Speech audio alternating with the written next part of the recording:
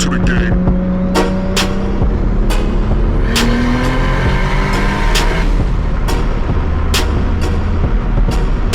What's up, guys? As some of you may have been following, I finally got the gearbox and the clutch and all the associated bits bolted into the car and drove it not long ago for the first time. And I couldn't really select first gear and reverse gear easily. So basically with the clutch fully depressed, trying to put it into gear, you could feel the car try to lurch forward and it was fighting you.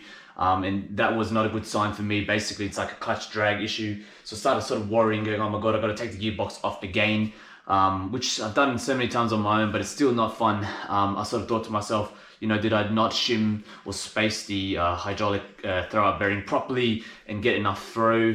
But basically, when I looked back at all my calculations, it seemed like everything was okay. So I was really trying to put off taking the gearbox off one more time because I had the entire car obviously put back together. And that shifter is a pain in the ass to take on and off as well. So I was like, nah, there has to be another thing. So I started talking to some of the guys in the Supra community and they helped me out. Told me that basically it's a good idea to upgrade the factory clutch master. So the factory clutch master on our Supras are 5/8 of an inch, and it's basically not really up to the job of moving the clutch slave or the hydraulic throw, whatever you want to call it, on a Tremec gearbox.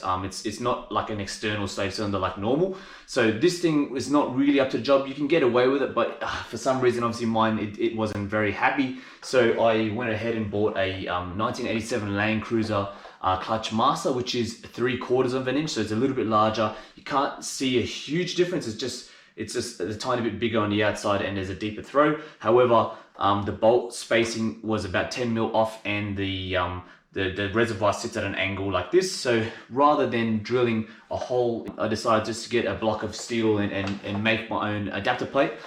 Yes, you can probably buy something like that, but it was just kind of cool just to go ahead and make it myself, drill the holes, tap it. It's a bit of creativity sometimes. It's kind of fun. Put that clutch master into the car.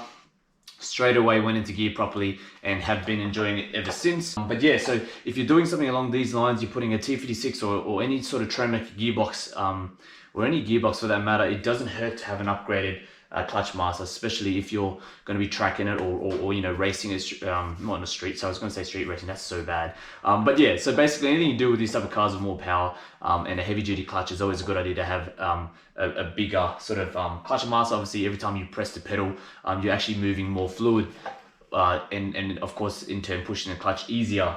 So thought I'd tell you guys that. As you can tell, I've just shoved in some heat protection right there, which looks real cheap and nasty, but just to protect the actual master cylinder itself from overheating, because I was driving it the other day and giving it some stick.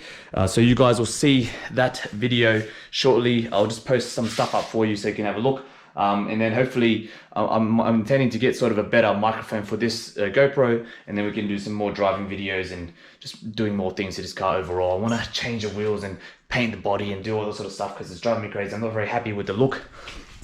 I've probably been harping on about it for ages, but I hate these front wheels because I put in bigger brakes, which also reminds me that I gotta do a brake video for you guys because I promised it ages ago that I'd do a brake comparison test. So